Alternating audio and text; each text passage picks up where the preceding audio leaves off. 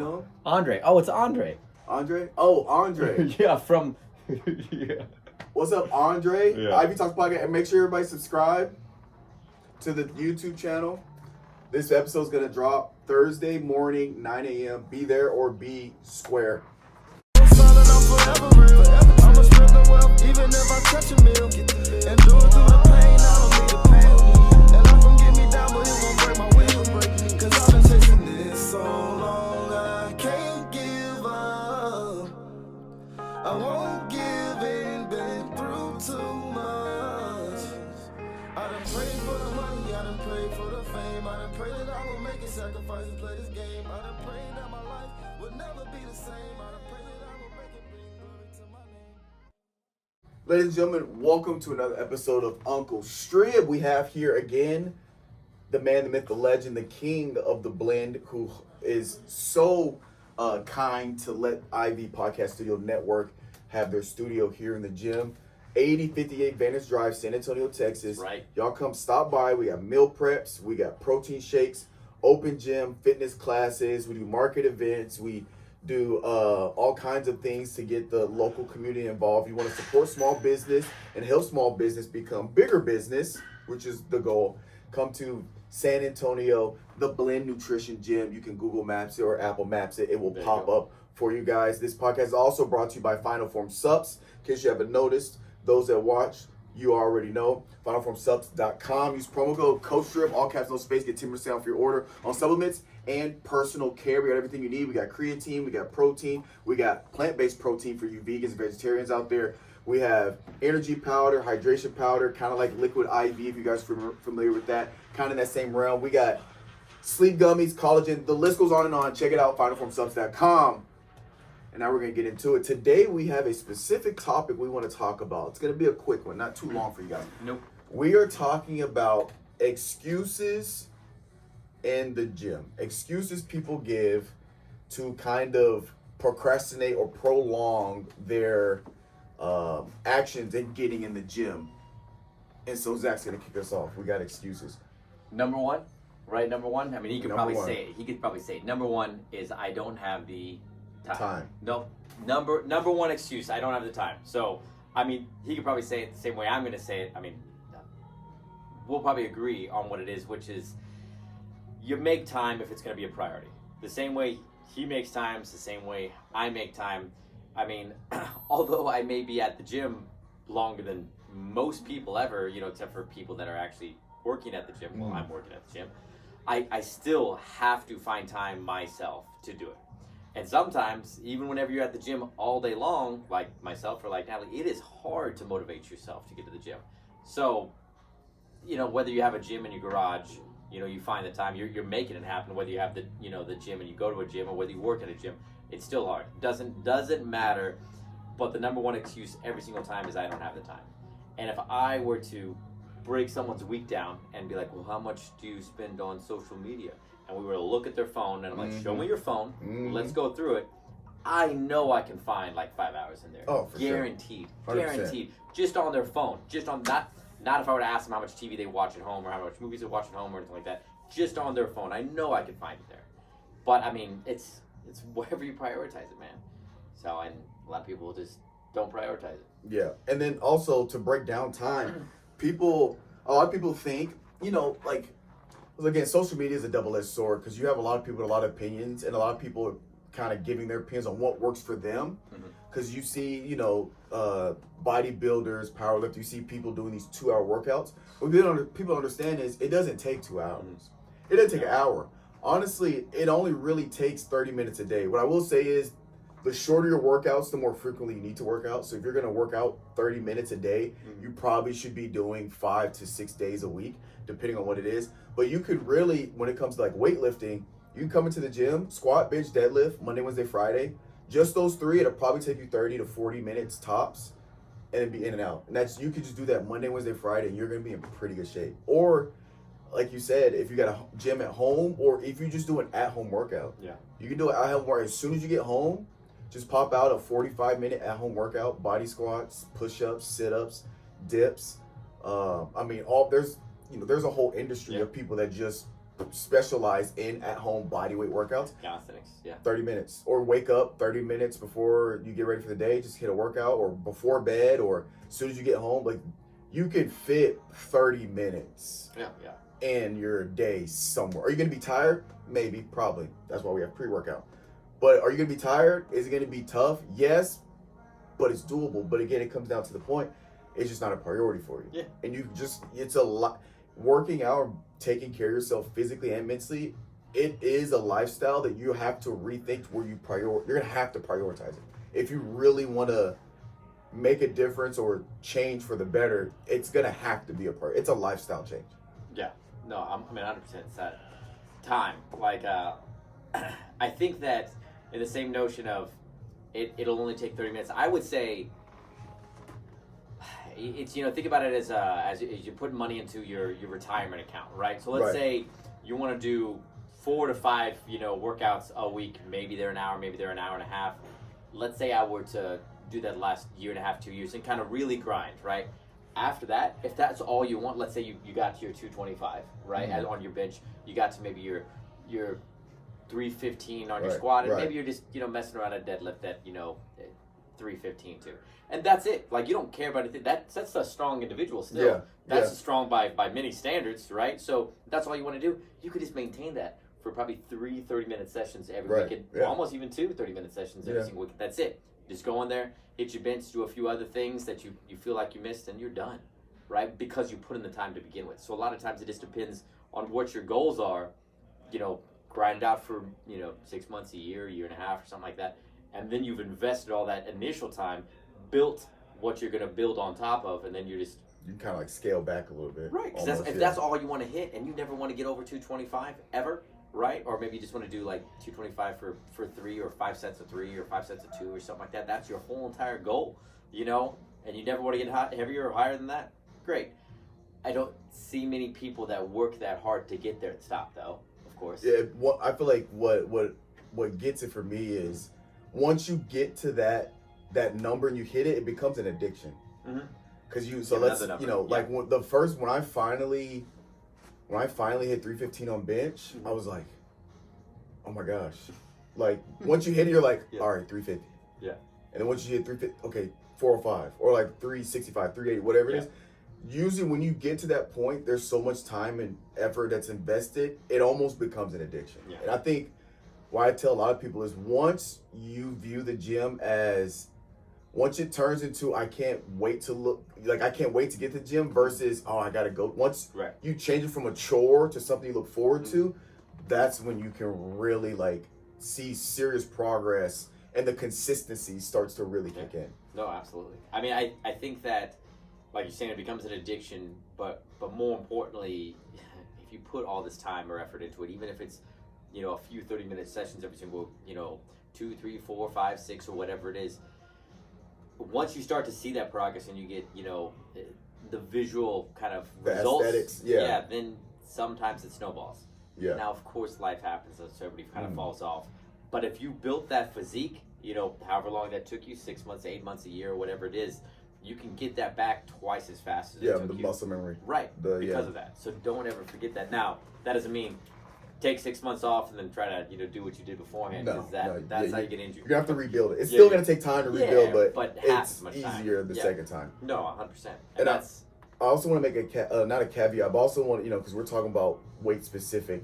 But this goes for everything, whether it's just you don't really care about lifting weights, but you're just trying to lose weight or get slimmer. A mile a day. Set some feasible standard for yourself so I know some people 30 minutes a day just walking on a treadmill. Just do that 5 days a week, and then once it's easy, okay, let me do 35 minutes, or let me increase the incline. Honestly, if you are gonna do 30 minutes on a treadmill, put the treadmill at the max incline. 30-minute walk at the max incline on a treadmill is equivalent to a decent jog for an hour. Yeah. No, I mean, just because that incline. So really, a 30-minute high incline walk is really effective, and it's something people could easily do for 30 minutes. Yeah, I mean, because you can also, I wouldn't say zone out, but I mean, you can get to a rhythm first off. Second off, people gonna stick their phones up there Oh, and yeah. watch Watch a podcast, watch a TV show, 30 minutes. Yeah, exactly. Like, find a way to just get through it. Like, watch Yeah. a TV show. Whatever it is, especially because you're not going anywhere, so, and it's super simple to get started doing that. Yeah. I mean, it's a lot easier to do it, inside someplace that has AC than it is, outside for some people, and it is what it is. I used to knock people forever about treadmill like usage. I was like, why'd you just go outside? I was always of the, why'd you get outside and run outside and running? But no, I mean, there's a time and place for it. And I get it now. You know what I mean? I've now conceded that that's not outside and running and jogging, stuff like that isn't for everybody. Yeah. And if they can do it inside, fine. However you can get it. Yeah. I'm on the same to where, like, I don't count walking as a workout. Because I think that's just something a human being should be able to do, walk 30 minutes without stopping. But again, the thing is, it's whatever works for you. And whatever you got to do to at least get in the habit of it. Maybe it starts off by you walking 30 minutes and it builds the habit of, okay, every day, right after work, 5 p.m., I walk around my neighborhood for 30 minutes. If that's what gets you consistent, then you can kind of start to dip into other things. But it's all about just starting the consistency and the discipline to just being active however many days a week you have time for or set up for. And I'd even propose this. So whoever doesn't have time, right? Because you can comment in YouTube and everything else. Comment your excuse. So if you have an excuse, right? Comment what your excuse is. I want to hear it, especially if it's time. That way I can just kind of like refute it. But I mean, if you don't have the time, and let's say you do live in San Antonio, I don't know. I guess we need to have a conversation. Let's have a conversation. So call the gym, right? He already told you what the address is. You can figure out what the phone number is. Call us, text us. Let us know what your real excuse is. So, okay, so time, right? Obviously, we went over that pretty in depth. The next one I hear probably is a little bit to do with money. So I think the next highest one. So whether that's and I mean, gym memberships are not that expensive. No, I mean, there's not in the grand scheme of $10 gym memberships. There's $15, there's $20, there's $25 gym memberships. These are very cheap gym memberships. And technically, if you have insurance, right, you can actually get a prescription. Yeah. To go to the gym. Request it. Yeah. They can. So your insurance will cover it. Your insurance will cover that, right? So if you are insured, not everybody's insured, of course, but you can actually ask for a doctor's note for physical fitness, and they are not legally obligated to, but they can prescribe that. Which I mean, I don't think I would have an issue with any doctor prescribing fitness unless there's some sort of, I mean, even then though, there's something else that they could find at the gym to do. Like even somebody that's like recovering from an injury, they'd still say, oh yeah, no, you need to be doing at least this. Get your heart rate up. Yeah, something. Yeah. Even if you're recovering from whatever it is, whether it's surgery, this, that doesn't mean you can do every machine because you're recovering on whatever, you had surgery on, your knee, your leg, your shoulder, whatever it is. But so that's an avenue to look at as well. So, we do, a free fit camp every Saturday. I'm pretty sure there's lots of other people that do different things like that. Another one that's free, talking about walking or treadmill. Yeah. There's all sorts of run groups. I know it here in San Antonio, but probably all over the country. There's free run groups. You just have to go on, I don't know, you find Facebook group or something.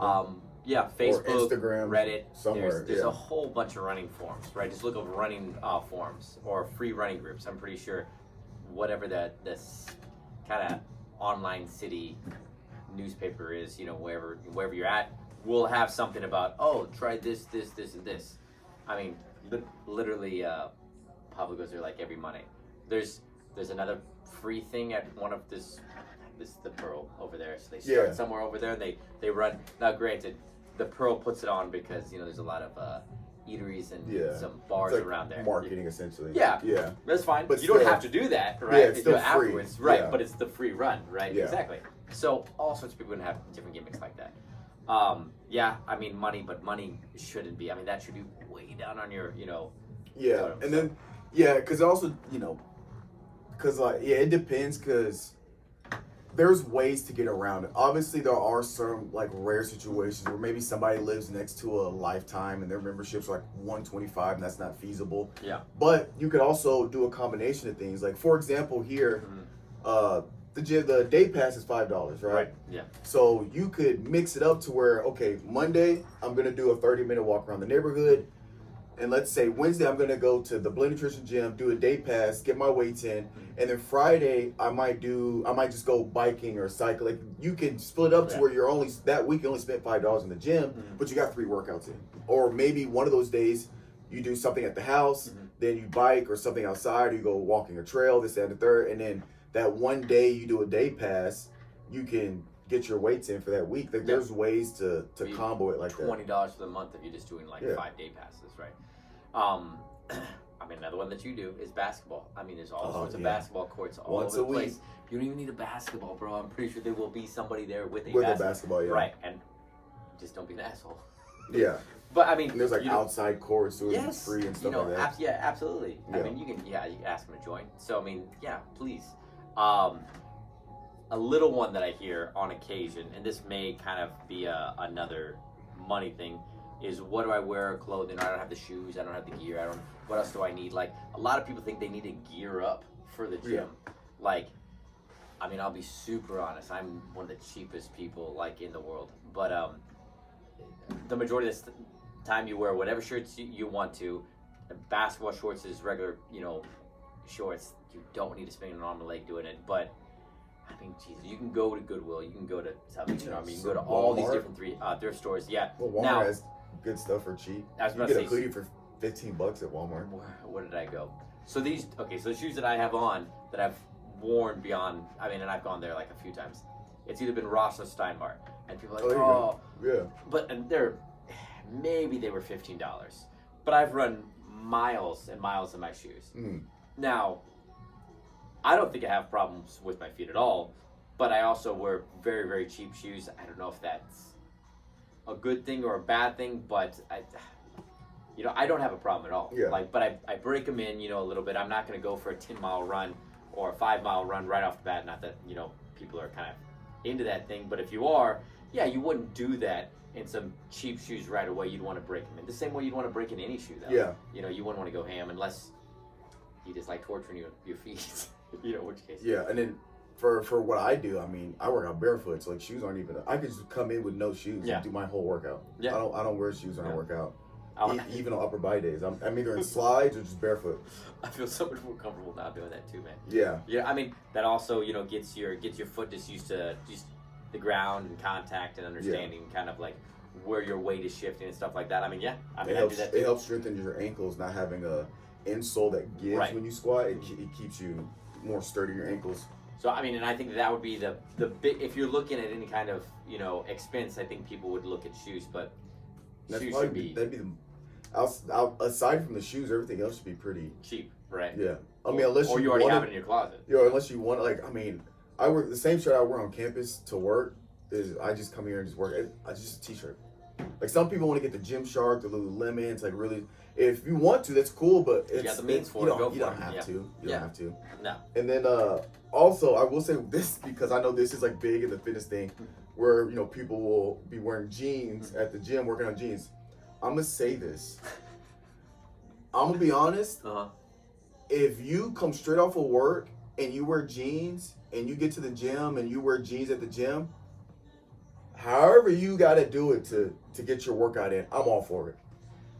Now, could you bring some shorts or whatever and then change there? Sure, but if you're going straight from work and you forgot or you're wearing jeans, I don't care. Yeah. If you're in Timbs and jeans, I don't care. Yeah. As long as you're getting your workout in, you getting it however you got to get it, I'm all for it. As long as you're in the gym trying to better yourself, you can wear a suit at the gym. Will somebody probably record you? Probably. Yeah. But me, I'm like, hey, get it how you live.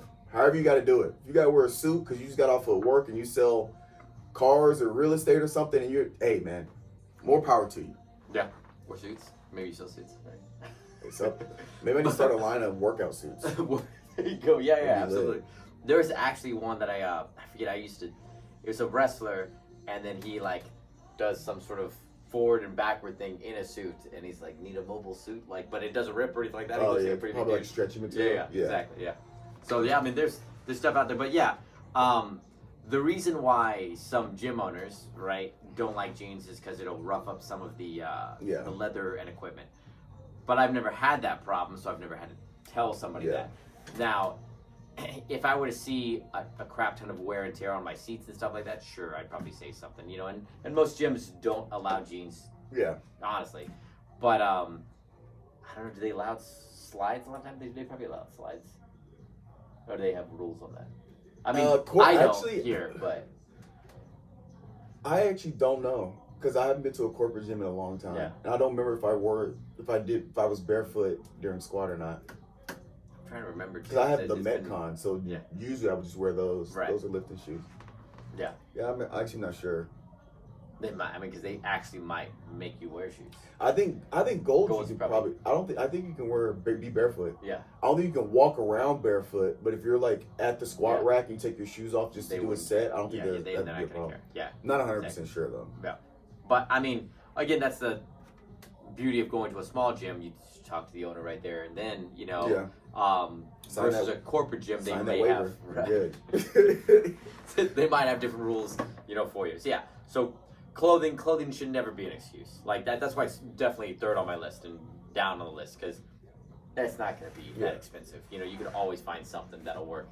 And you know what? If you're here in San Antonio and you need freaking clothes, I got plenty of extra clothes I can give you, and you can tear them up as much as you want. Yeah. You might not look fashionable in them at all, but I got a bunch for you. Oh, real quick plug. Speaking of, if you want some good clothes to work out in, H&M is where you go.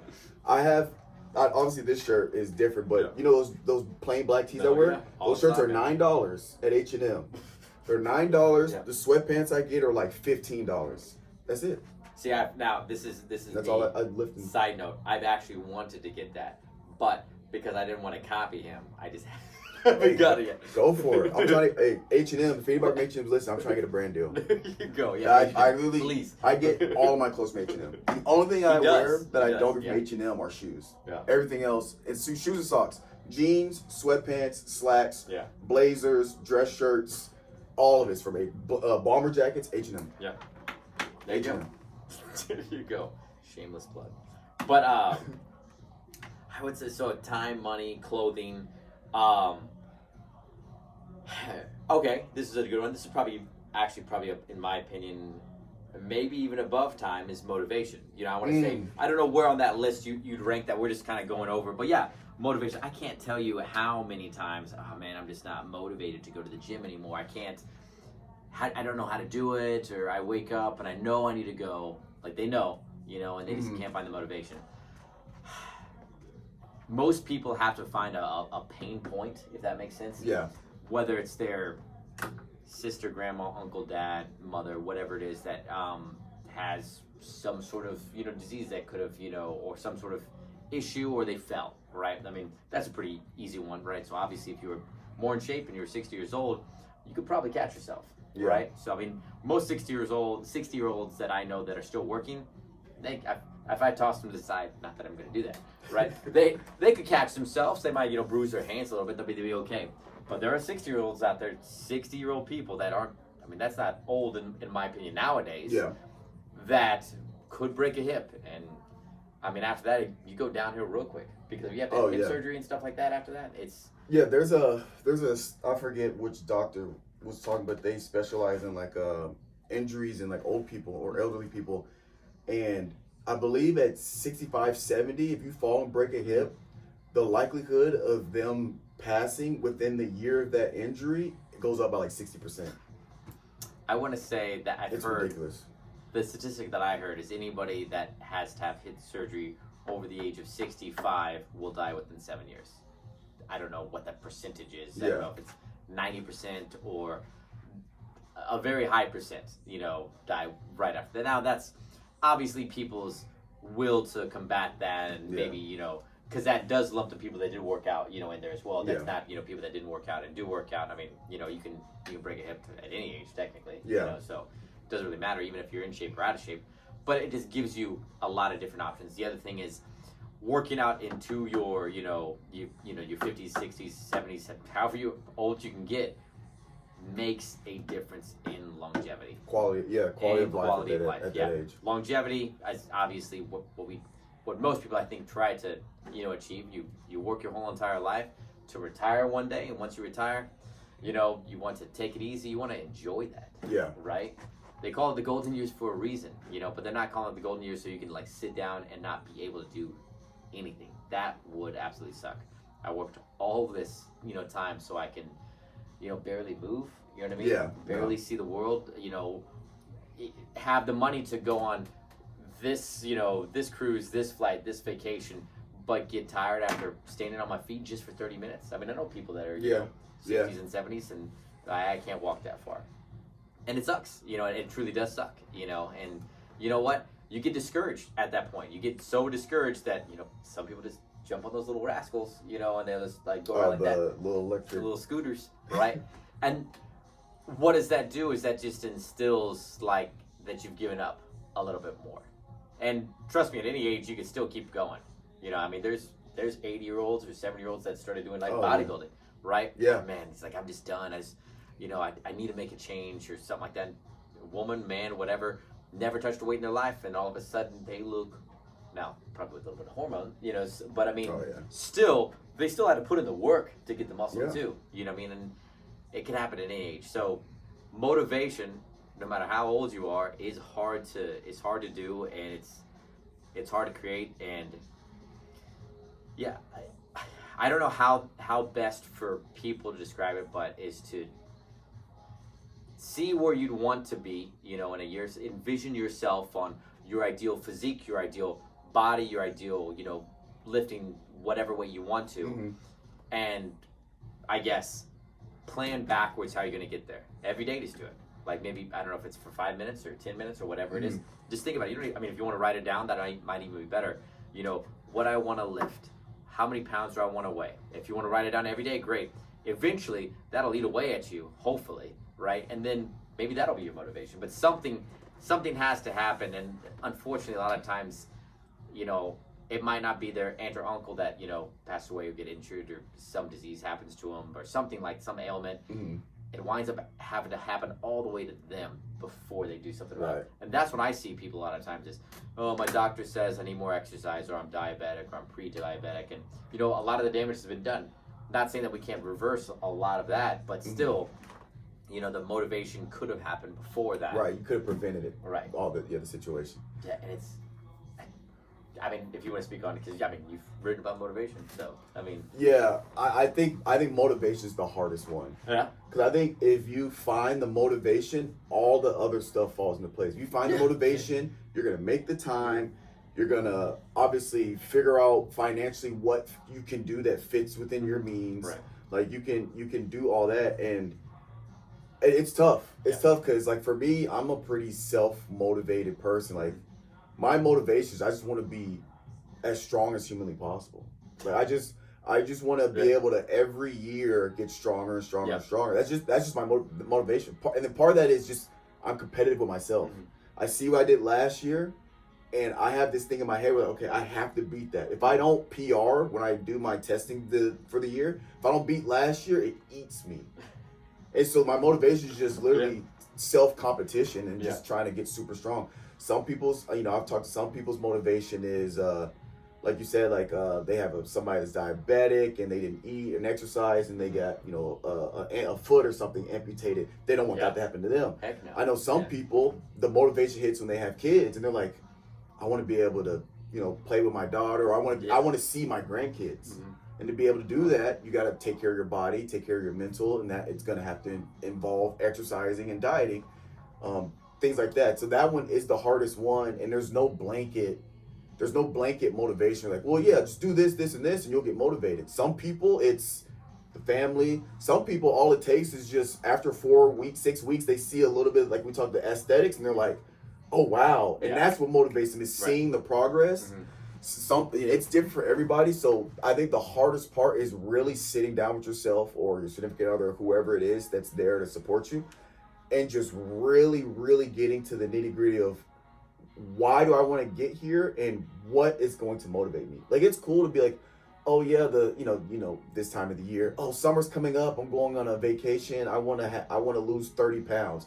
Okay, cool, but like, how serious is that? Because some people say that 1 week goes by, 2 weeks go by, 3 weeks go by, and they haven't started, and it's like, that's not really your motive. Like, that's ideally, that's what you want to, that's where you want to get, but like, that's not your motivation. Because you gotta, like, why do you want to get there? Oh, I want to feel comfortable in my body. I want to feel comfortable. Okay, that's it. Yeah. You want to feel comfortable about yourself. Right. You want to look in the mirror and not, I feel everybody has a bit of body dysmorphia. Like me personally, I look in the mirror, I see that skinny kid that got picked on when I was like super young. That I still see that when I work out. So I'm like, I gotta get bigger. I gotta get stronger. So everybody has to find what it is, whether it's just being comfortable in your skin, and then, like you said, you gotta write a plan. Yeah. But again, back to the time management. You have to figure out, okay, what steps am I going to take to achieve this goal? And especially if you have a time cap, like let's say you're going on vacation in July. Well, it's March. March is almost over. So you got the month of April, May, June, July. Yeah. You got basically 3.5, depending on when it is in July. You have about 3.5 weeks. Trying to lose 50 pounds, 3.5 weeks, it's tough.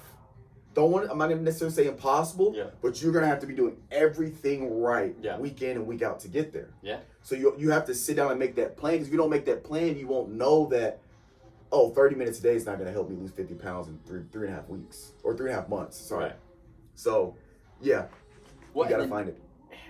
I would say along with motivation is, okay, so let's say you find a way to get to the gym, you find a way to work out at home or whatever it is, right? So you do come up with whatever, motivation that you need to come to just start. That's the hardest thing, is just starting, right? Yeah. And then you get discouraged, and this has happened a lot too, is the motivation after the 1 or 2 weeks or after 2 or 3 weeks. I see so many people, they'll get that burst of whatever it is, the energy, or motivation, for and then they just trail off. But that goes to probably a lot of things that they do with their life, right? Yeah. I mean, maybe they had a hobby, maybe they wanted to learn to play some sort of instrument or whatever it is.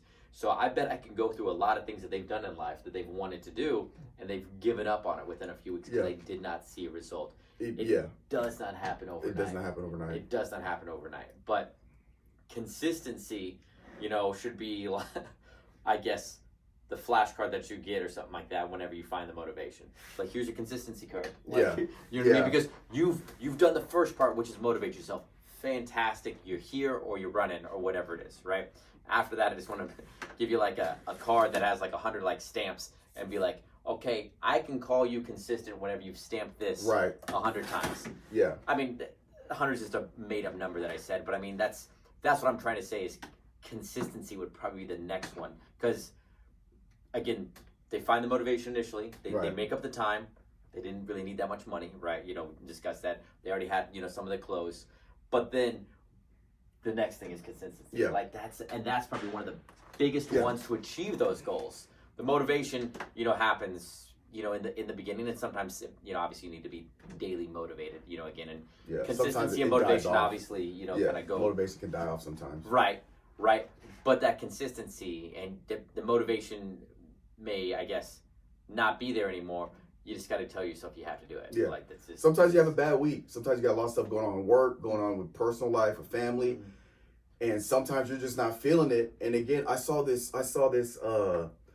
clip online, which it's a perfect representation of how I try to educate people with consistency. And it's like cups, and it's like what people think consistency is, and it's a cup full, like each time. Sure, yeah. But what consistency really is, like sometimes the cup's all the way full, sometimes it's barely full, sometimes it's halfway, but there's something in the cup each day. That's it. Like sometimes you're sick or you're under the weather, you're not feeling good. Sometimes instead of doing the full workout, you might just do half of it and then call it a day. But that you still showed up, you still did something, and it's still re-solidifying the consistency of just coming in, doing what you need to do day in, day out, whatever your plan is, whether it's 5 days a week, 3 days a week, and nothing else matters. Like you can have a plan, you can have a schedule, you can have that initial motivation. If you're not consistent, none of it matters. Yeah. And again, you don't have to have the same amount of motivation every single day. And you don't have to do not saying you shouldn't, but I mean, you don't need to do the full entire workout that you had planned that day. But if you come in there and do something, I mean, I still see progress. And I can't tell you how many days I do like half of what I planned on my workout. And I still see progress. Yeah. Like, now, I've had plenty of days where I've had to, I got to cut it short today. Right. I got somewhere to be or all the time. Something's going on. Like, I know after this, so he worked out before this, I'm going to work out after this. I'm probably going to do 3 of my 7 exercises, after this. And I know if I can at least get those big 3 done, that, that'll be good enough. And that's, man, that is so much. And I could probably hit it all within, like, going a little heavy, but I mean, 30 to 45 minutes. Yeah. And that's it's so important just to do something that day. Shit, if you're regularly a gym guy, right, and you're always at the gym, you don't work out at home, or you don't go running, or you don't go cycling or anything like that, and you can't find a way to get to the gym, and today was your upper body day. I mean, push-ups, sit-ups, if you have some sort of weighted something at home, whether curls, side lateral raises, something like that, something. Yeah. Right? I mean, and if you have a pair of dumbbells at home, you definitely have no excuses. Yeah. So right. So just something. I mean, Jesus, there's been so many days where I've been just so crunched for time, and it's been a Friday, Saturday, or Sunday, and I just wanted to do something, so I just got that in. Yeah. You got to get something in real quick. That's it. Sometimes it's like a 15-minute workout, but it was something. That's consistency, man. I would say is the probably if I'm going to rank them, I'd say that one is probably the most important. Yeah. One is consistency. I mean, in my opinion, those are the big excuses unless you're thinking of something else. The only thing I want to touch on is, and this can get tricky, but just workout education. The reason why it's tricky is because with Instagram and TikTok or whatever, there are so many people saying, "Oh, don't do these movements; they're bad for you. Do these movements, or don't do these movements. Do these movements. This, that, and the third." As far as movement wise, you can kind of figure out what works for you. But for me, I think knowing your frequency is the most important, right? So I try to tell like my clients is, okay, set a frequency that's going to set you up for success. So like, for example, I work out excluding basketball, I lift weights 5 days a week, Monday through Friday. That means if I have to miss a day where I just don't come into the gym at all, I'm going to be fine because I still have I'm still going to work out 4 days that week. Yeah. And so even if I miss 2 days, I'm still getting 3 days a week of working out and being active. And if you only have scheduled 2 days a week to work out, well, if something pops up and you miss one, you only get 1 workout that week. Yeah. So the less frequently you work out, the more strict and the more on point you have to be with going to the gym versus if you're 6 days a week. If you miss 1 or 2, you can miss one workout each week for the whole month. That's still 5 days a week for 4 months. Versus if you have 2 days a week and let's say you miss 1, 2 weeks straight, in 14 days you only worked out twice. So it's like you gotta set yourself up to where like, some people are like, oh, I might be able to do 4 or 3. Okay, plan for 4. Right. Try to hit 4, but if you can only hit 3, you're still in a good spot, kind of thing. It's all about frequency. The more frequent you are, the more leeway you have for when life happens. I think that's very, very important because I'll have people, I'm just going to work out 1 day a week and then go from there. And I'm like, one, that's not enough. Honestly, that's not enough frequency or not enough repetitions per muscle group to really see a result. Stimulate anything. Right, to stimulate anything. I, at minimum, say 3 days a week. Just because if you miss one, that's at least 2, and that's you could probably maintain decently. But I at least say 3 days a week. Or you could do maybe 2 days a week at the gym and 1 day at home, a hike, or go to a park, this, that, and the third. Even walking your dog for a mile on one of that third day. Something like that. She will very much appreciate it. And we're excited for you. Yeah, so the frequency, I think, is very, very important that people don't really think about. Overestimate your frequency is pretty much what I would say. Yeah. Okay, so this is this one, and that's actually the link that I sent you like the other day, where there was this it was a Reddit forum about, I only have so much time to work out, so if I'm working out every other day, is it bad to do a total body workout every other day? And I don't know if you watched the whole entire thing. And they're like, yeah, so I could only get, what did the guy say? I could only get 8 workouts in 2 weeks. And then, well, this is side note. So the form was just like, that's not how many workouts you can get in 14 days. You can't get 8, right? Because there's not 16 days in it. As they kept on arguing back and forth. Right. But the whole entire premise is funny. So you could probably like research that on some sort of workout Reddit or bodybuilding forum, because they were trying to argue how many days are in a week is what it was. But he was saying he does 8 a week or 8 in 2 weeks. 8 in 2 weeks. I was like, on every other day. On but every other day. He counted Sunday. So he counted Sunday, and then he went the full week, and then the next Sunday, and then he also counted. He counted 15 days is what he counted, because he ended on. I was like, so that's not 2 weeks. That's 2 weeks plus 1 day. Yeah. But that's not the point. The point being is like, the point that I brought up was, let's say you only are strapped for so much time, right? So let's say you do at a minimum two days in the gym ish, right, and then 1 day outdoors. So you're doing what he was suggesting earlier, right? Is it okay to do full body? I mean, there's 2 trains there. I mean, there's people that are going to say everything, of course. I mean, my belief is it's not wrong to do total body, especially if those days are 2 or 3 days apart, of course. Yeah, you're gonna be fully recovered. That's not the problem, and I don't think that's a question for any trainer to really ask themselves. But I mean, what are you wanting to accomplish? I mean, is your real goals? So I mean, if you're just busting out whatever, and you're not trying to gain, size or strength for anything, and you just want like total body workouts just to, I mean, that's like, honestly, that's like your Orange Theory of fitness. Your what's another one that does that? Like F45. They use a little bit heavier weights still, but Orange Theory is the best one. And I know my friend Paul, if he ever watches this, he's gonna like just like slap me in the face. I love Orange Theory, right? Yeah. But that's what Orange Theory is. It's just like go, and they're very, very similar in workout, but you're not gonna see a lot of change. You're gonna see initial change, but then after that, it'll plateau real quick. Right? Exactly, because they only have so many. The dumbbells only go so high. You can only do so much, and you kind of like cap yourself. And then if you are trying, and if you're a woman, trying to get to the next level, for I don't know, maybe they're doing, let's say, curl to overhead press. Mm-hmm. You're not going to go 1 week from doing, the 30-second rounds, right, of curled overhead press with 12s to 20s in a month. It's going to take a lot of time. Longer, yeah. Yeah. And I think so. I used to do Monday, Wednesday, Friday. Mm-hmm. My summers I used to do just 3 days a week, Monday, Wednesday, Friday. It'd be full body. With full body, it can work, but again, since the frequency for hitting specific muscle groups, it has to be massively efficient. Yeah. So I always suggest when I do workout programs for 3 days a week with gym related, it's all compound movements. The whole workout's going to be you're gonna bench, you're gonna deadlift, you're gonna squat. Boom. You're gonna do those 3, Powerless. and then you'll do one accessory that's legs, one accessory that's upper body, and then an ab. So squat, it'd be like squat, bench, deadlift. It'd be like maybe hamstring curl machine, and then it might be dumbbell curls, and then sit-ups. And you just do that same workout Monday, Wednesday, Friday, and then as you go, progressive overload, add a little bit of weight each time. But with bench, you're hitting every muscle upper body. Squat, you're hitting every muscle lower body. Deadlift, you're hitting just about every muscle as well as some lower back. Then you're going to hit your hamstrings. Then you're going to hit some biceps.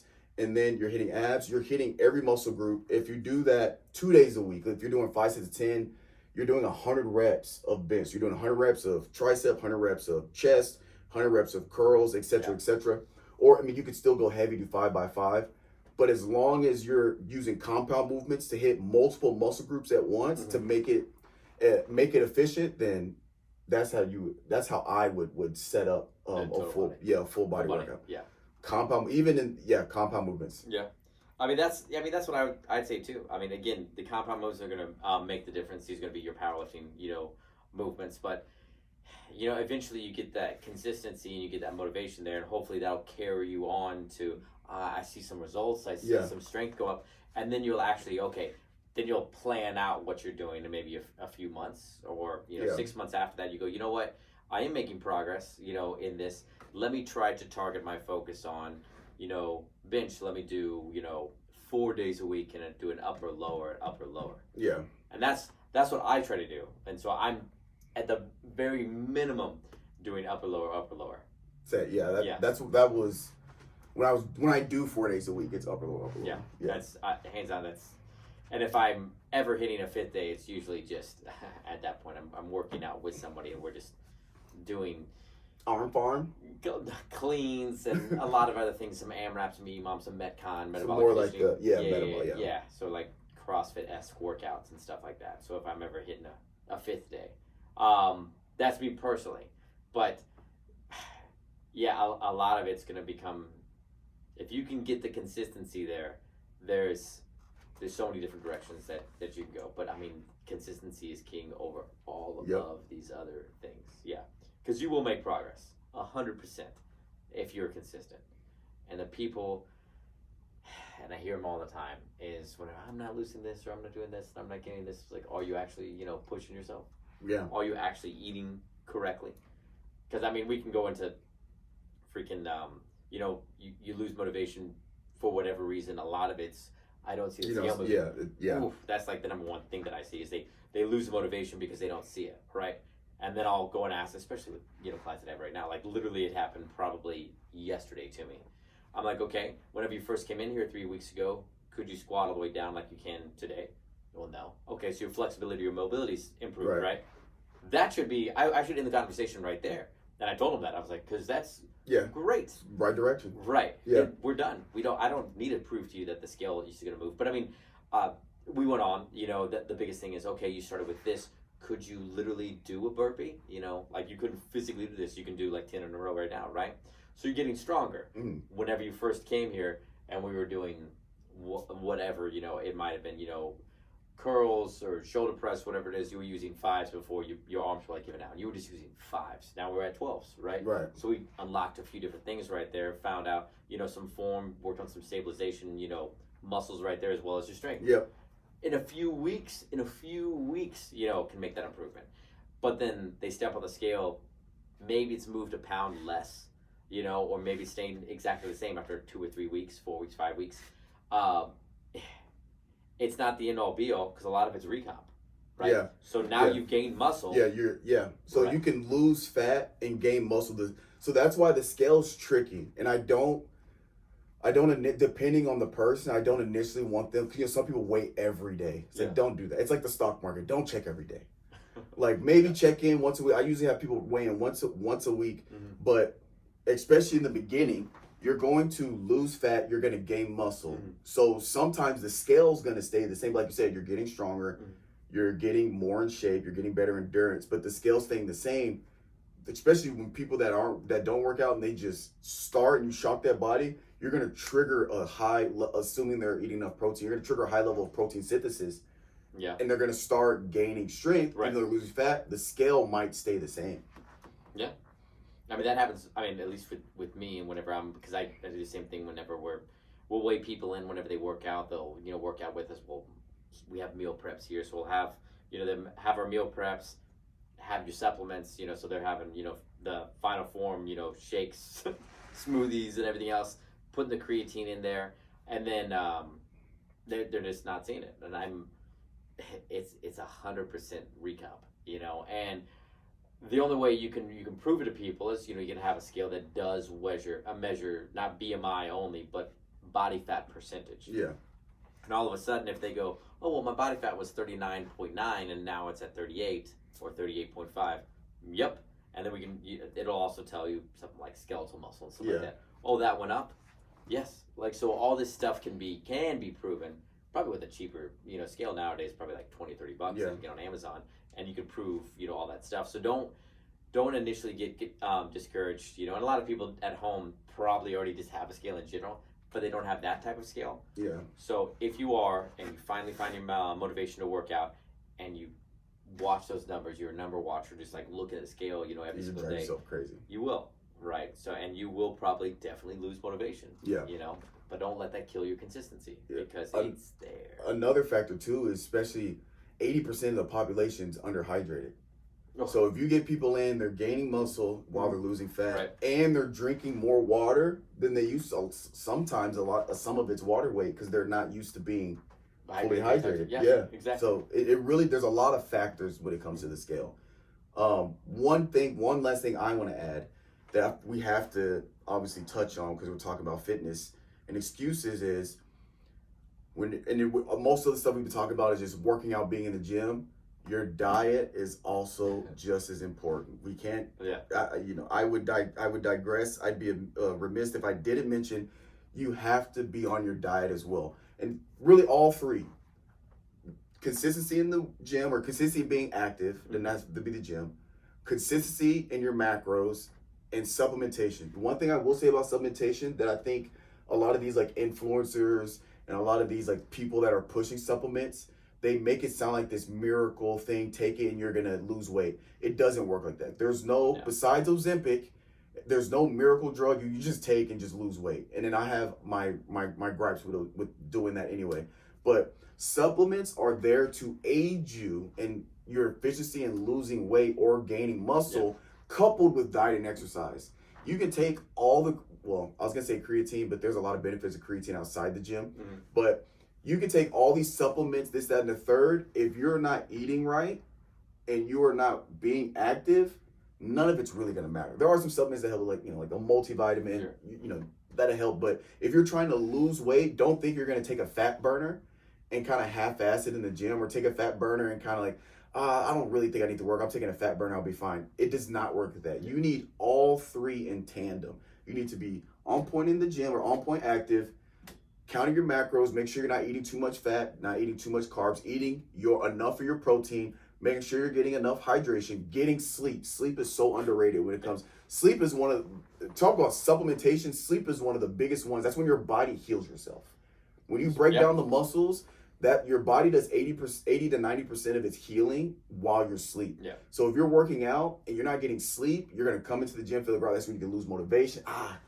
I'm so sore, I don't feel right, I'm tired. You gotta get sleep, and you gotta take your protein, take your multivitamin, take your creatine. Those are the three. If you got bad joints, take a joint gummy. If you need sleep, they got sleep supplements. Just make sure you're at least doing protein powder, a multivitamin, because most people don't get all the vitamin nutrients they need from a standard diet. So a multivitamin, it's not one of those supplements you're gonna like notice a difference. It's just one of those things where you try to eat right and you take a multivitamin to make sure you kind of cover your bases, to kind of make sure you're getting your vitamin D, your vitamin C, your B vitamin complex, yada, yada, yada, to kind of cover your bases.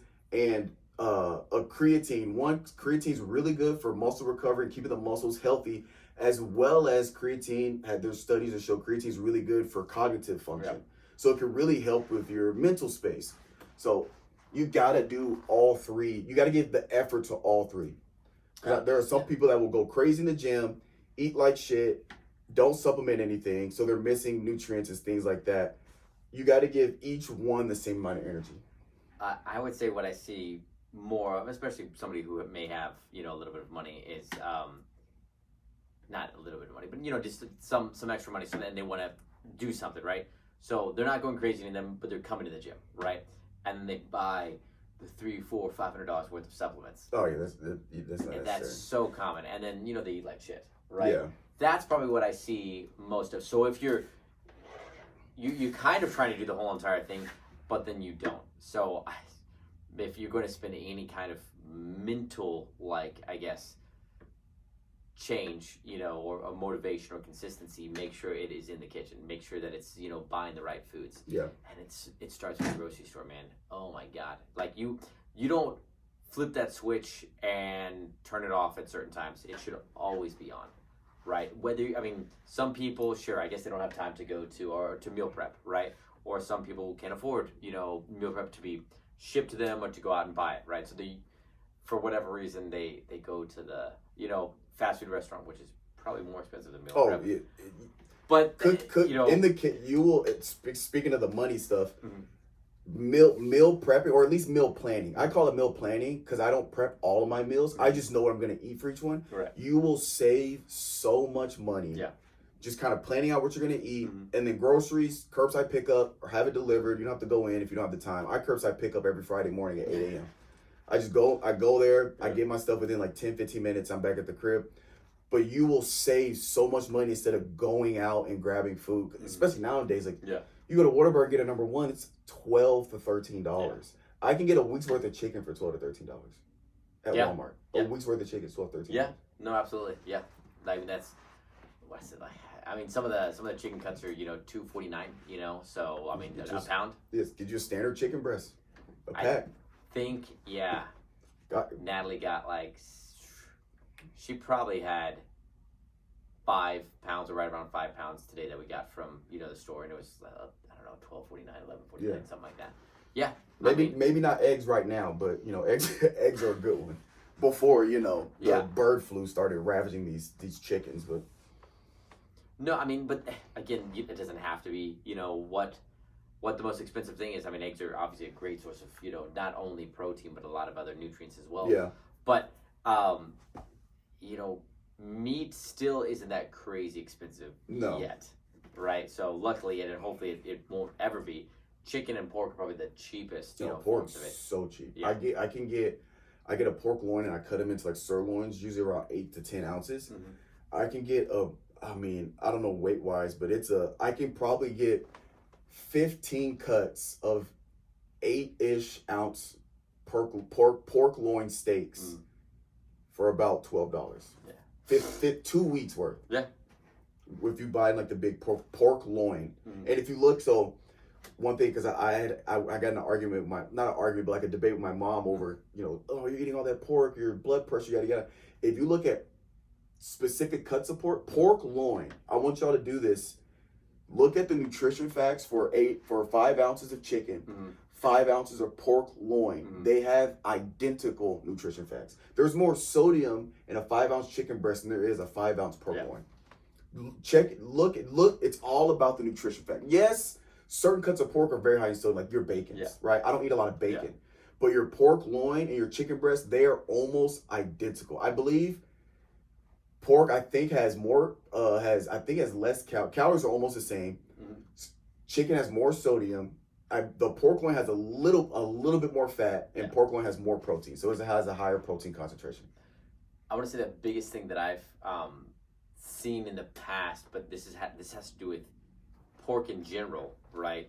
Is maybe it's viruses or bacteria or something like that. But if you're cooking the pork to the right temperature, 165 degrees internal temperature? Right. Yeah. So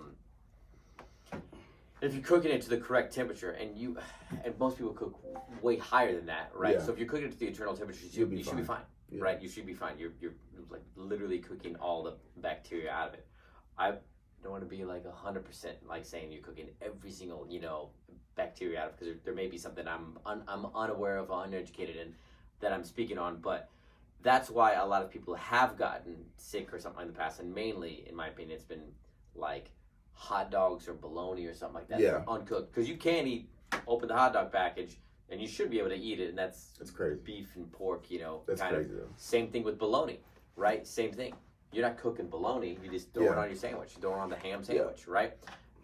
That meat we're not talking about. That's also probably, both of them are processed. Bologna, that sliced, if it's sliced ham, it's probably not, processed. But most packaged ham is processed, and hot dogs for sure. But we're not talking about that. You're talking about fresh. Right. Yeah. And you're cooking it afterwards. Totally different. And also, for those, because I know some people don't eat pork for religious reasons, turkey. Yeah. Turkey is one of the, I believe it has it's one of the most efficient calorie to protein ratios out of all the meats. So turkey is a really big one as well. Yeah. You need an alternative. And if we're talking to the vegans, right? So it's going to be harder to do because of your leucine, right? Because, so now you're breaking down amino acids, right? So yes, you can be vegan, and still get your protein in there. Sure, that's possible. You're going to have to supplement it. You will have to supplement some amino acids that you're not getting. Yeah. Which are the bigger amino acids that'll help with rebuilding, muscle growth or stimulate muscle growth and everything like that. Yeah, fun fact, because obviously you've done the research, but so you're talking about the amino acids and what people don't know about. So yes, if you're a vegan, you're gonna have to make sure you have to go way out of your way to make sure you get enough protein, whether that's through beans, whether that's through the the Impossible. So I don't want to get into that. It's a whole conversation for another day. More processed foods, right? And chemicals, but through your beans and through your vegan protein powders, the problem with vegan protein powders is the amino acid concentration. Yeah. So there's an amino acid profile in like whey proteins, your standard milk-based protein powders. Mm-hmm. There's not as much leucine, which is the primary amino acid that's to trigger protein synthesis and building muscle and building strength. There's less in it in pea proteins or soy protein or with wheat proteins, however, whichever one it is. There's way less concentration of the leucine versus a whey or a casein protein. They're going to have very higher amounts of those branched chain amino acids. So it's something that people don't think about, that, again, getting that nuance is probably, a lot more complicated than the average person will need to do. But if you're really trying to dial it in, that is something you have to think about. And then you're also going to have to supplement things that you don't get in the standard vegan or vegetarian diet, is like your heavy, like your magnesium, your iron, things like that. You're going to have to make sure you supplement those things. And one thing also, if you have the ability or the financial ability to get your blood work done at least once a year, get your blood work done so you know what you're deficient in. If you get your blood work done, you'll find you might be deficient in iron, and that way you can supplement it. Or you might be deficient, like I know in Africa, the African American population, just because of our melanin, we actually have a resistance in absorbing vitamin D. Mm-hmm. So a lot of African Americans are deficient in vitamin D. Yep. If you don't go get your blood work done, you don't know that. So you could be going decades being deficient in vitamin D, and that might come back bite you in the butt later. Yeah. But if you know that, you can go get you a vitamin D supplement from the store. Or like my mom, she's deficient in vitamin D, so she supplements vitamin D, especially, at her age. Osteoporosis runs rapid in older women, especially women postmenopausal that don't work out. Your bones start to just disappear. Yeah. So taking your calcium and your vitamin D is massively important to having, the higher quality of life when you get older. Well, I mean, and that has, whether it's African American or South American, technically, the reason for that, I mean, at least from what I've read, is because obviously the equatorial, countries, right, that are right there, so South America, Africa, stuff like that are along there, they will get higher doses of, vitamin D at more intense, I guess, doses of it. But they move to America, wherever, Europe or something like that. And we don't get as much vitamin D as people in, equator countries. It also depends on your job. Like, I'm inside. Now, obviously I supplement, but, some people, whether you're African American or Caucasian, whatever it is, some people are just inside all the time. So they just don't get that sunlight they need to get their vitamin D for the day. So, and what's another study that I read? So a lot of people that a big one is let's say for someone who is white, right? So they're worried about skin cancer, stuff like that. Yeah. The majority of people that get skin cancer, especially people that are lighter, are not people that have outside jobs. The majority of people that get skin cancer are the people that go for those extreme, weeks. Oh, I'm gonna go to and just sit out in the sun and cook. Yeah, that's how they get it. Or right? The tanning beds. The majority of the people that have jobs in this industry, they're absorbing sun the whole entire time, right? So they're fine, right? And that's because if that was the case, then there would be how many millions of people that would have gotten skin cancer before this? You know? And a lot of them are smart. They'll wear long. I never understood why people would wear long sleeves out in the sun until I got to Texas, and I worked at that horse stable. I wore a long sleeve button down every day, just because you can kind of protect your skin from it because it's hot. But like right now, I'm outside every so often. I'll wear long. I probably won't start wearing long sleeves until May.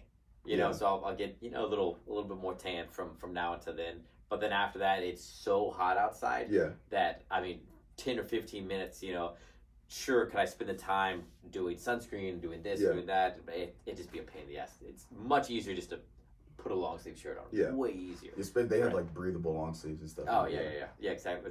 It's going to look loose, or it's going to be loose, but you need to have light color. But no, that's definitely the way to go. Supplements, obviously a very important one. Meal planning, meal prep, along with that consistency, being extremely important. It's going to be so much cheaper if you do it. I know people don't think they have the time, but that comes back to what you prioritize. Yeah. There's so many different things that you can look up online. ChatGPT is there for a reason. Oh, yeah. Use it as a tool, man. Like, hey, I got a little amount. You can ask the ChatGPT. I got a little amount of money. I'm trying to get X amount of protein per meal. What should my grocery list look like? You can probably ask it that. Oh, I have before to test it. If you give it a budget and give it this amount of calories, this much protein, this much fat, this much carb, and ask for 3 meals a day, it will spit you out the exact meals in the grocery list you would need under your budget. Yeah. So and Google Gemini as well. Yeah. Yeah, I mean, it's a great tool. It's a great thing. And then, whenever you're talking about training, like, maybe it's not 100% accurate on how to do your splits and stuff like that. But, I mean, it's still going to be pretty accurate of what you should be doing. Especially if you give it your goals. If you give it what your goals are, which hopefully, at this point you've already, found the motivation, found the time, have a little bit of money. Now you have the consistency.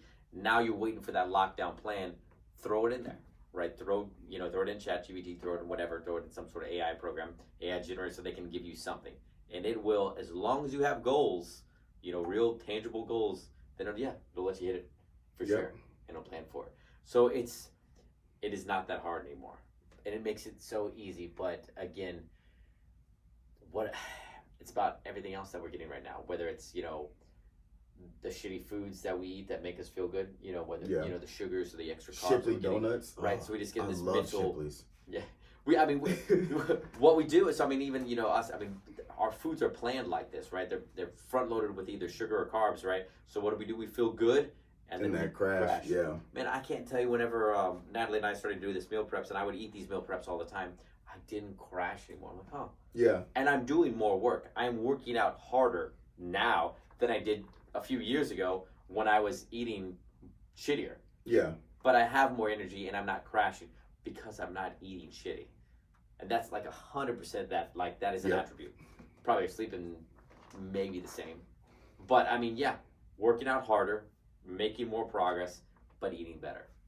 And not having that, big carb, big sugary, drink or meal or whatever it is halfway through the day and just fucking crashing. Yeah, there's something for everybody to probably take away from this, because I know I've had several days where I've not wanted to feel motivated, or maybe a month or two where I've not been super consistent, or told myself I just don't have the time. But it's this much, man. Like, that little bit is what you need just for a decent workout. Yeah. So, and then also, I think this will help. Not that you said it, reminds me. Having an accountability buddy. I think working out with a friend or in a group, there's nothing better than having a friend or somebody that you work out with to keep you consistent, and an accountability buddy. Like, hey fam, you ready? We're getting ready, getting ready to go to the gym. Like, they'll find a friend that will kind of apply that pressure to you, like help you make sure you're consistent, like make sure you go. And I feel like when you work out with somebody, there's a part of you that was less likely to bail, because that they're waiting on you, or like there's an accountability. You don't want to let them down. Like, I gotta go work out with Bob, but I don't feel like it. But you know what? I'm gonna go. And then if you got crazy friends, try to get them in the gym, because those crazy friends, and make sure you're there. I can't tell you. So we do fit camps here, as well. So I'll text a few people, so I won't text everybody every single day, but I text a lot of, our kind of, fit campers every other day, sometimes multiple times, a week.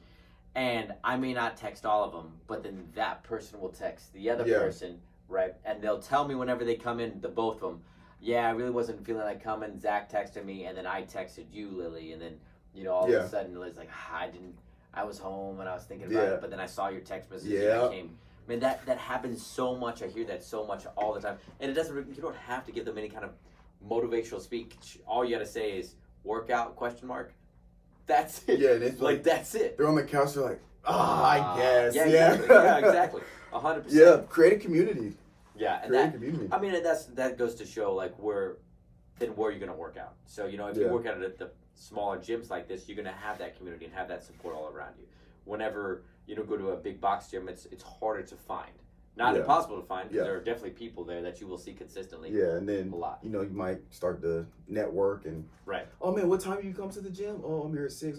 Oh, cool. Like, I'll be here then. I'll be here around 6 then, and exchange Instagrams. Yeah. Whatever.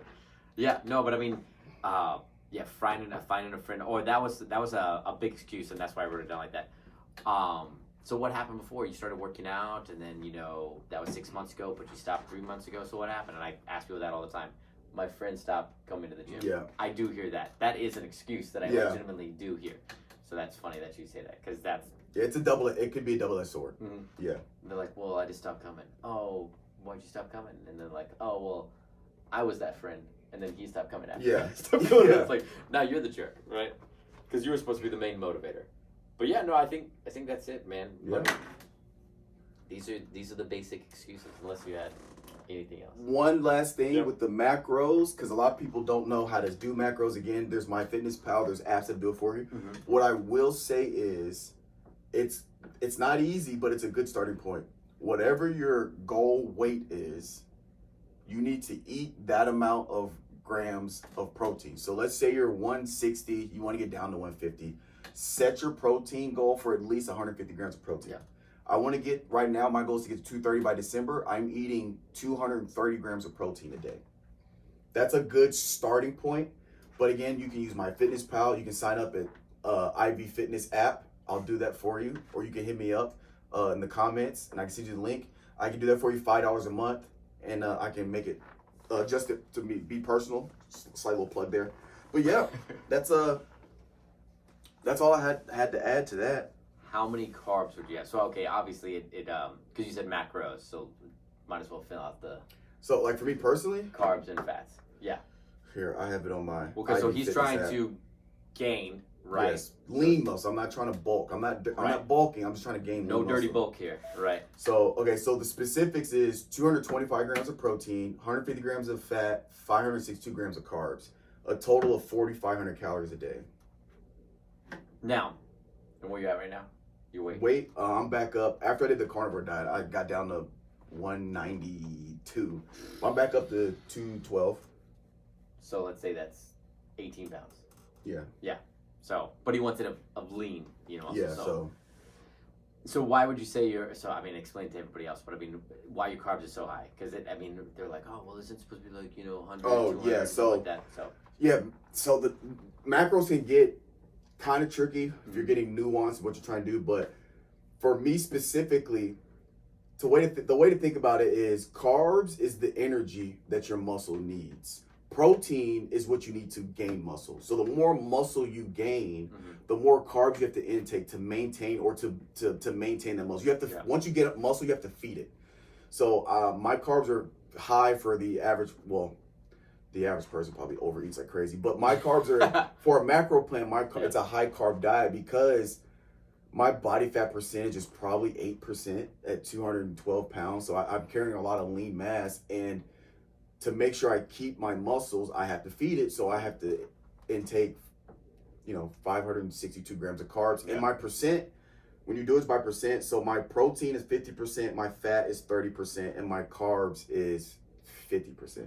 So 20, 30, 50 is my split for protein, fat, carbs. Yeah. That's a good standard. Some people go more aggressive with the protein, but I think 20, 30, 50 is a reasonable, like realistic. If you go aggressive in protein, it is hard to have like a higher percent of protein. It's doable, but I think 20, 30, 50 is that's pretty feasible for the average person. So 20 is the fat.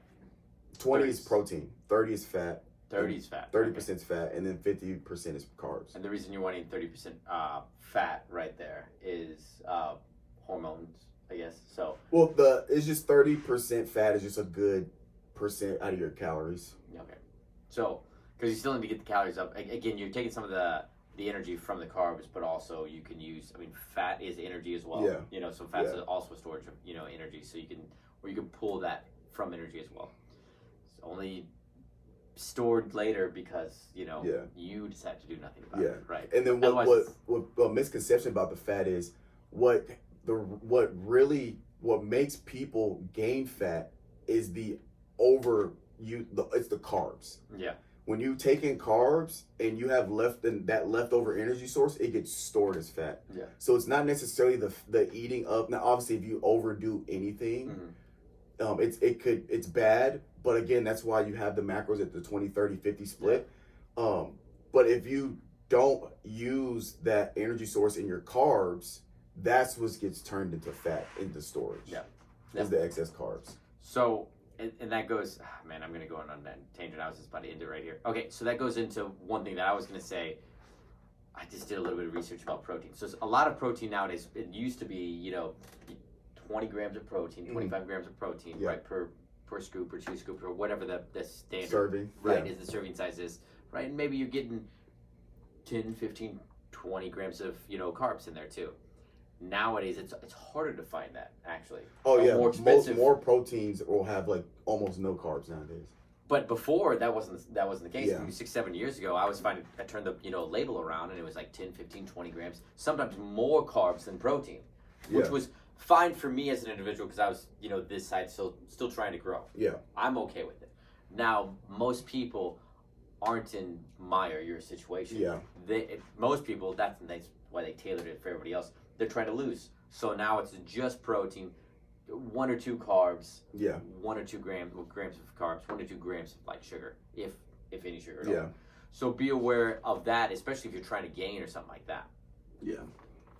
Is that what's that? Yeah, it's which one is this? The plant? Yeah. So this, what is that? That's the whey whey. isolate. Yeah, the whey. So 120 calories. 5 grams of carbs, 2 grams of sugar, 22 grams of protein. Right. So I mean, again, if you know what you want to do, you have to get your protein powder that kind of is associated to that. So in his case, he's getting a lot of his carbs from a lot of other sources. So I did a pod a while ago on again, this is all nuanced now. Mm-hmm. So this is a little more detailed, for more of your hardcore gym rats. But so because of that, how you do your shakes will matter. So again, if you're just trying to lose weight, just doing a scoop of some water, you're good. Or scooping some milk, you'll probably be all right. But for me, like you said, so my protein shakes, I do the whey protein and I add a banana, which is fruits, straight carbs. Bananas got 35, 40 grams, depending on how big the banana is. Yeah. It's gonna have 30 to 50 grams of carbs, and I do 2 scoops of peanut butter, which is gonna add more protein. It's got more carbs, and then I used to do milk, but now I do I mix in all that stuff. So I actually have That's exactly what Natalie had tonight, by the way. Chocolate, banana, and she's like, how many scoops of peanut butter do you add? I put 2 tablespoons of peanut butter. It was so funny. She literally, I made this for her right before we did this. Exactly what you just said. Yeah, it's and then I like my protein powder, protein shakes a little sweeter, so I add just a little bit of Hershey's chocolate syrup. Yeah. But they have a sugar-free version for me. But sure. Yeah. One of my shakes is 779 calories, 34 grams of protein, 14 grams of fat, and 118 grams of carbs for 20 ounces of fluid. Right. And how fast can you drink that? You know what I mean? Oh, 5-10 minutes. Yeah, exactly. Yeah. So, and that's a crazy amount of carbs to have in that amount of, not a crazy amount.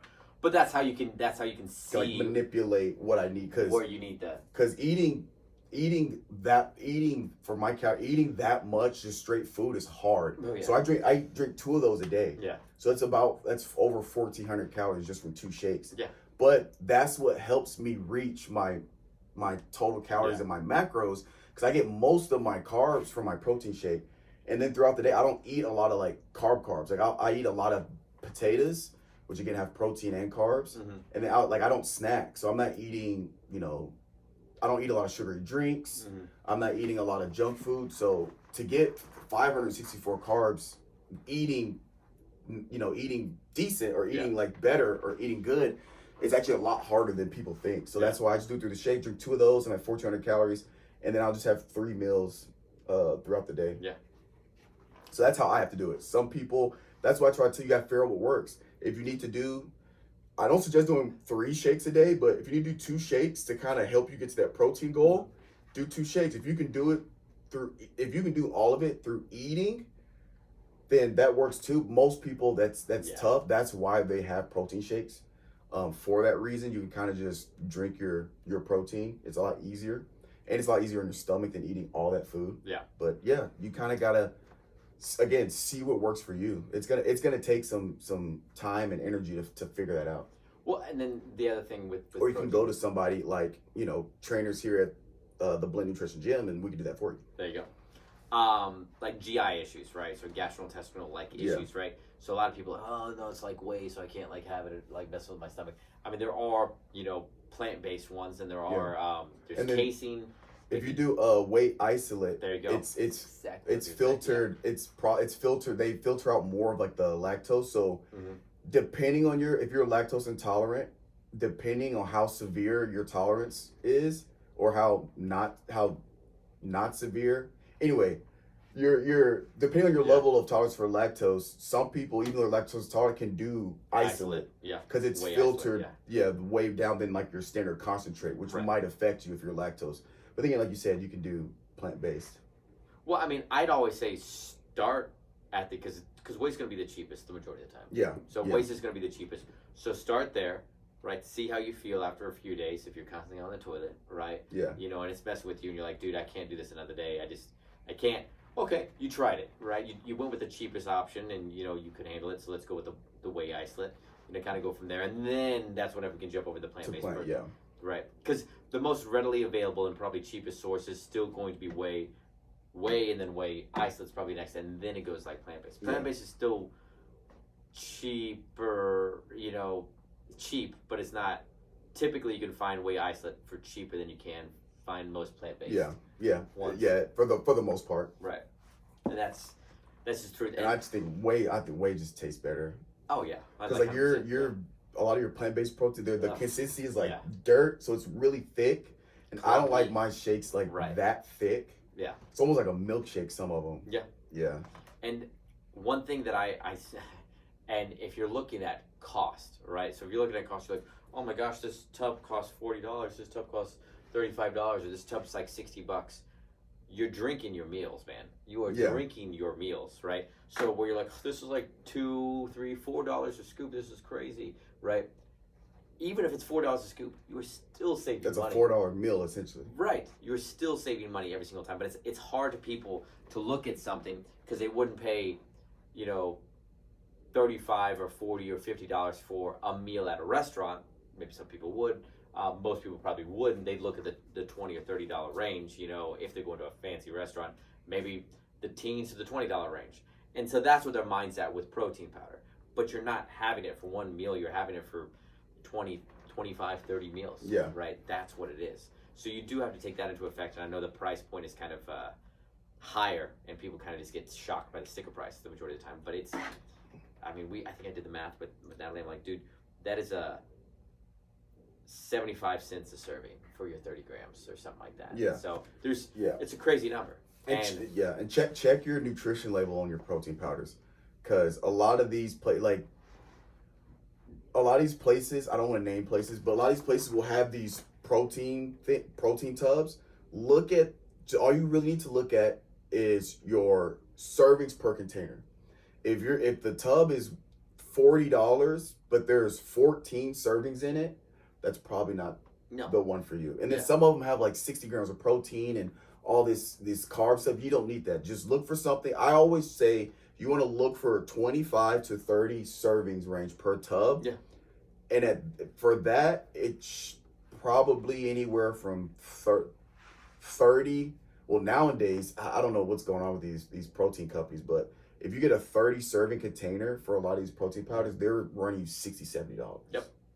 But there's options out there. But look at servings per container, and you want to aim for 20, 24 servings at a decent price point. Yeah, I want to say I've seen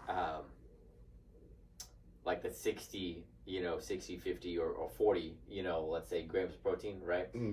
But you do have to use 2 scoops. You have to use 2, yeah. Yeah, so you have to use 2 scoops. So it'll give you 2 different lines, actually. Yeah. So 1 scoop is a 20. That might be your 20 or maybe your 20 grams of protein. 2 scoops is your 40. That's what they're promising you on the label. That's what you're buying. Yeah. And you turn it around, I'm like, I'm just going to get 12 servings if I do this. Yeah. For $45. Yeah, that's exactly. not where I'd rather go maybe at a 25 to 30 gram range and pay the same price or similar price. And if for the protein powders that have like the 1 scoop, if the 1 scoop is 15 grams of protein, it's not worth it. No. Yeah. For 1 scoop, if it's not close to 20, by close I mean like 18 and higher, for 1 scoop, it's not worth it. You want to have it to where a serving, whether it be 1 scoop, for 1 scoop serving, you want it to be about at least close to 20 grams of protein. Because 20 grams of protein is where you have the protein synthesis that kickstarts. That's what you want. And then some of them, if they're 2 scoops, like I believe, like this, the vegan, it's 2 scoops right here, but there's 24 servings for 2 scoops. Yeah, this one has 24 So servings it's too, yeah. that makes sense. Yeah. That makes sense. If it was 2 scoops and it was like 10 servings and it's only 20 grams of protein, it's like, why am I going to spend, I think that online this is $30, $39. Why would I spend $39 on 10 days worth of protein? Yeah. Yes. Again, there's some due diligence you're going to have to do in figuring out what makes the most sense. Yeah.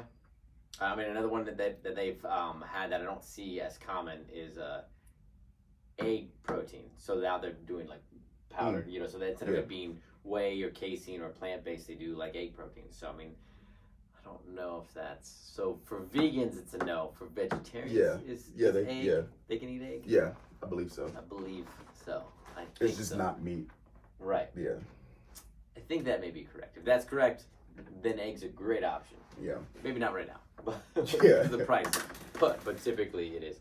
So this went from, let's say, excuses to what your protein choice and selection should be. Yes. Absolutely.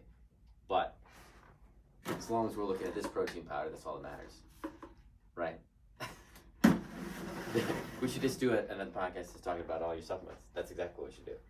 I guess. Why not? Well, not every single supplement. We want to, you know, that would be a long time. What are the ones, like you would say, if I only had 5 supplements to take, I'd take this? Go. Well, I can tell you just what I take consistently. There you go. Go for it. Protein powder, multivitamin, sleep gummy, I said multivitamin, sleep gummy, joint supplements, so I got them in gummy form. And then the other one I take is like a hair, skin, and nails. He's forgetting one, and I'll just fill it in. Creatine. There you go. Creatine. We talked about it. Yeah. Yeah, no, creatine absolutely. and the hair, skin. I gotta take care of my hair. But for the gym, the gym, creatine, protein, joints, multivitamin. Yeah. And then obviously like the energy stuff. So I like his hydration powder. So honestly, it's hard to find something that I like as a taste and that I know that I'm getting the right amount of whatever magnesium, zinc, potassium, sodium, and stuff like that in there. So I mean, you can go with the biggest one, obviously, Liquid IV. Liquid IV, I like Liquid IV, and it does taste good as well. But man, that price point is it's top shelf. Yeah, of course. It tastes good, but yours tastes just as good, and we're paying, Jesus, I don't know, 20% of whatever a Liquid IV like packet would be. So not even close. So it's and there's so much cheaper. So this one is the energy or the hydration. This is hydration. Yeah. Right. So what do we have? Servings are 30. Here's a 30-day supply. I don't forget what this one is. Online. 35. 30 for the price. Mm-hmm. Online it's like 23. $23, yeah. Less than $1 a serving. 25, so somewhere around there. As long as you have ice and water in a cup and something to stir with. Yeah. But I do want to do a caveat because I do feel weird like promoting my own stuff. Because at the end of the day, I just want people to take care of themselves. So even if it's not my supplements, I just want people to just take care of their body. So I have people come to me that ask for supplements, and I say, yeah, I have supplements, but if not, here's what you should look for if you go to the store. Like, it doesn't have to be obviously, I want y'all to take my supplements. This podcast is brought to you by Final Form Supplements. 10% off your order of supplements and personal care, Uncle Strib. But at the end of the day, I'd rather you take any brand of supplements to better yourself than to take no supplements. I was just giving the excuse of it's cheaper and it tastes just as good. I am a competitive price point. Absolutely, right? And then has exactly what you need in there. That's all that fucking matters. I mean, after trying not to cuss, so that was like my second cuss word. It's fine. So, but that's what matters. I mean, and I like that. So the reason I like it so much is, I am outside, every so often. So although I may sweat, a little bit in here, that's probably not where I do the majority of the sweating. The majority of the sweating I do is like outside when I'm outdoors, and that sucks, and it pulls so much from you. So having that when I get back to the truck is just so beneficial, right? Yeah, and then the energy powder also has electrolytes in it too, so it's like a twofer. It's like a pre-workout mixed with like a hydration thing. Even better, right? Yeah. So look, why IV doesn't have that right now, do they? You would think they're probably gonna eventually make an energy line. I would assume so, and they might even have it right now with something Yeah, that has I don't caffeine know. in it. Yeah, they probably do. They'd be. But we're not gonna pay $5 per scoop to find out. So So that's what we're not gonna do, or promote them. But shout out Liquid IV. I do like Liquid IV. So I just here I mean, I like it too. Yeah. But we can all win. when I get it for free, so You're right. exactly more to go around for everybody. I mean, there's so much space, you know, here in the fitness world and the health world and, you know, the wellness world. Yeah. For plenty of people to make, you know, money. Now, I think honestly, there's still a lot, you know, I don't know if you want to call them charlatans or people selling snake oil. You know, Oh yes, yeah. But I mean, there is. That's why I started this, because I wanted quality, honesty labeling, and I want people to know exactly what they're putting in their body, and I want stuff that I know is not going to, you know, go old, because you know some of this stuff has stuff in there that could trigger something, and there's no crazy stuff in any of this stuff. Right. It's all clean. It's all tested. You can, if you go on the website and scroll down like a specific thing, it shows you like they're cruelty free. It's, you know, non-GMO. Like you can see all the different third party testing that my stuff has gone through. You know, the best thing about it is whenever I was looking at it the other day, like literally, I think today or yesterday, I think it was today, was the address? Yeah. Oh yeah. It has the address of the gym right here, because someone goes, "Oh, where's this made?" And out of curiosity, I know it's like somewhere else, but I mean, like whenever I looked, I go, "Oh, that's my address." As I'm showing it to somebody trying to purchase it here at the store. Also, Final Form Subs is made and manufactured in the U.S. of A. It is, yes. U.S. I have manufactured in Texas and Colorado. Yeah. So it is made in the U.S. of A. America. Gotta love it. Greatest country here. There it is. All right, ladies and gentlemen, this has been another episode of Uncle Strib. We'll catch you guys next time. Later. I'm gonna chase my dreams.